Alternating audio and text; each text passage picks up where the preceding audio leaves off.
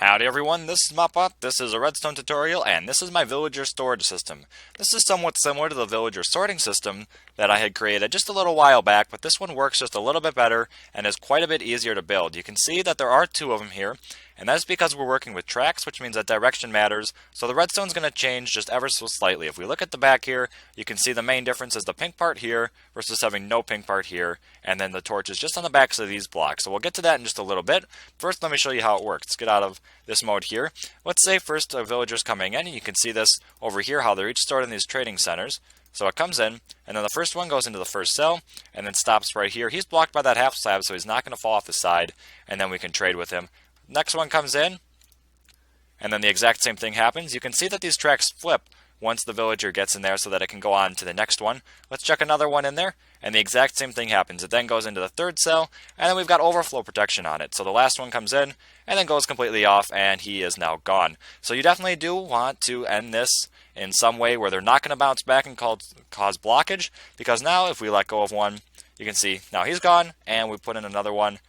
Here it comes, and it goes right back into the empty cell. So it fills up the first available slot, which I think is pretty nice, pretty convenient for accessing your villagers. Let's go ahead and start building it. So you don't need to be too mindful of what direction you're building it in because of the redstone fix, but I'm just going to do the same one as the one right there. I'm going to do the same length too, just for the sake of the tutorial, with the 3 holding cells. So that's going to be 7 blocks long, followed by a dispenser facing upward at the end there, and then 1 block diagonal from that.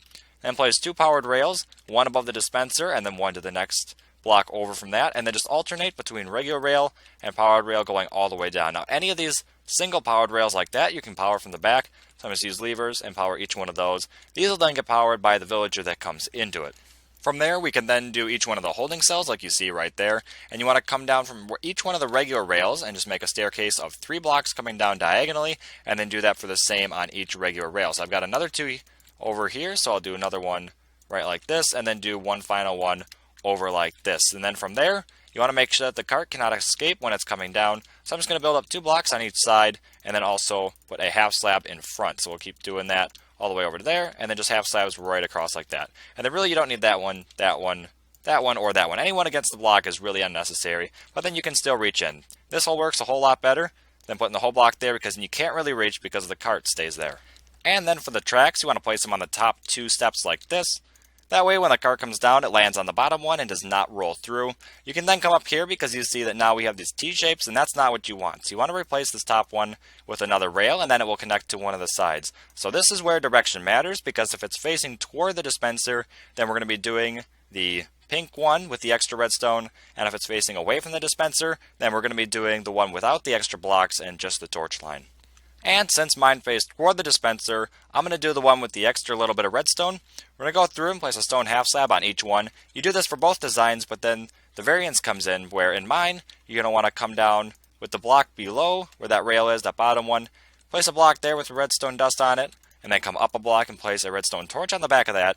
1 block on top of that, and then another torch on top of that.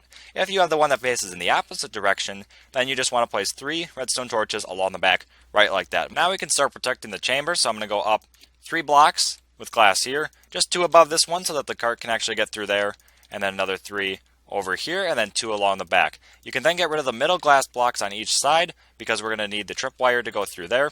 So then come out 1 block, and you need a solid block to place the tripwire hook on. Do the same thing on the other side, and then place a piece of string in the middle, so you can see that right in there. Then come below this hook here, skip a block so that you can place a piece of redstone dust, and then come down 1 block diagonally, and then place a repeater that faces into the dispenser, and set that to 4 ticks. You can then fill up the dispenser with minecarts, or use a hopper with some extra minecarts in it if you wish you have more. Then you can come up to the top and start having villagers pour in. Obviously you don't have spawn eggs in survival, but you can see the first one goes into the first chamber, track changes so that the second one can then go into the second chamber, track changes, and the third one will then go into the third chamber, and then the fourth one, which is overflow, will go right through the system and get dropped off to the side. So anyway, I hope you enjoyed this tutorial. Go ahead and subscribe for more tutorials like this, but anyway, this has been Mopbot, and I'm out.